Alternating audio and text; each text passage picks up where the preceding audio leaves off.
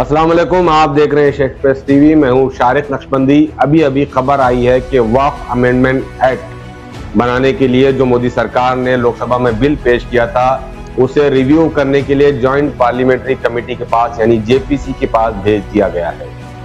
किसी भी लोकतंत्र के जिंदा होने की ये अलामत होती है कि वहां का अपोजिशन जनता के खिलाफ किए जा रहे फैसलों पर सरकार की खुलकर मुखालिफत करे और मुत्तहिदा होकर करे। आज 10 साल बाद लोकसभा में पहली बार देखने में आया कि अपोजिशन ने मुत्तहिद होकर मोदी सरकार को घेरा और मोदी सरकार के मंत्री बगले झांकने लगे। इसी वजह से मजबूरन ज्वाइंट पार्लियामेंट्री कमेटी के पास वक्फ अमेंडमेंट बिल को भेज दिया गया। वक्फ अमेंडमेंट एक्ट ने आज भारत की तमाम अपोजिशन पार्टियों को मुत्तहिद कर दिया था और जैसे ही वक्फ अमेंडमेंट बिल लोकसभा में पेश हुआ, पहले से तैयार बैठे असदुद्दीन ओवैसी, मुहिबुल्लाह नदवी, इमरान मसूद और अखिलेश यादव ने सबूतों के साथ हुकूमत पर पे दर पे हमले किए और ये साबित करने की कामयाब कोशिश की कि मोदी सरकार का वक्फ अमेंडमेंट बिल जो है तो नाकाबिल कबूल है और ये माइनॉरिटी और बिलखुसूस मुसलमानों के हक में बेहतर नहीं है। असद ओवैसी ने तो इस बिल को सीधे मुस्लिम मुखालिफ बताया और एक सवाल पूछकर हुकूमत को मजबूर कर दिया कि वो ये बिल को पास ना करे।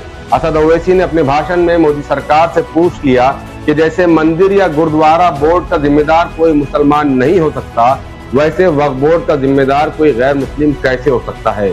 हालांकि बहस के दौरान मोदी जी के मंत्रियों ने वक्फ अमेंडमेंट एक्ट को सही साबित करने के लिए कई मरतबा कोशिशें की, लेकिन अपोजिशन ने एक न चलने दी और बिल आखिर मोदी सरकार के मंत्री किरण रिजिजू को ये ऐलान करना पड़ा कि वो बिल रिव्यू करने के लिए ज्वाइंट पार्लियामेंट्री कमेटी यानी जेपीसी को भेज रहे हैं। सरकार के इस फैसले का अपोजिशन ने वेलकम किया। आपको बता दें कि साल 2014 से लेकर 24 तक बीजेपी ने कमजोर और बिखरे हुए अपोजिशन का फायदा उठाकर मनमाने फैसले करते रहा। कभी नोटबंदी तो कभी जीएसटी तो कभी ट्रिपल तलाक पर एकतरफा फैसले करती रही, लेकिन 2024 के लोकसभा नतीजों ने बीजेपी को नीतीश कुमार और चंद्रबाबू नायडू नाम की दो बैसाखियों पर खड़े रहने पर मजबूर कर दिया और एक मजबूत अपोजिशन की वजह से बीजेपी मनमाने फैसले लेने से पहले सोचने पर मजबूर हो गई है। सियासी तज्ञनिगारों का कहना है कि आने वाले 3 माह में भारत में कई रियासतों में इलेक्शन होने जा रहे हैं और अगर अपोजिशन ने वक्फ एक्ट के इस इशू को जबरदस्त हाईलाइट करना शुरू कर दिया और इसे एक अवामी तहरीक बना दी तो कहीं ना कहीं इसका नुकसान बीजेपी को हो सकता है।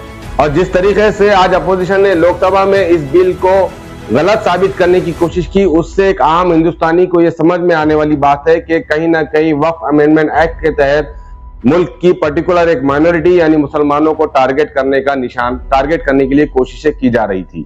और इस इशू को अगर अपोजिशन ने भुनाने की कोशिश की तो इसका असर आने वाले असेंबली चुनाव में देखने को मिल सकता है।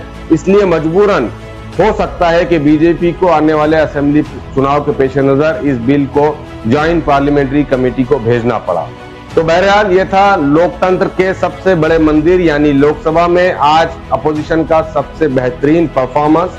आज लोकसभा में तमाम पॉलिटिकल पार्टियों के, चाहे वो एक विचारधारा के हो या ना हो, वक्फ अमेंडमेंट एक्ट ने इन तमाम पॉलिटिकल अपोजिशन पार्टियों को मुत्तहद कर दिया, जिसकी वजह से बिलाखिर मोदी सरकार को वक्फ अमेंडमेंट एक्ट को ज्वाइंट पार्लियामेंट्री कमेटी को भेजना पड़ा।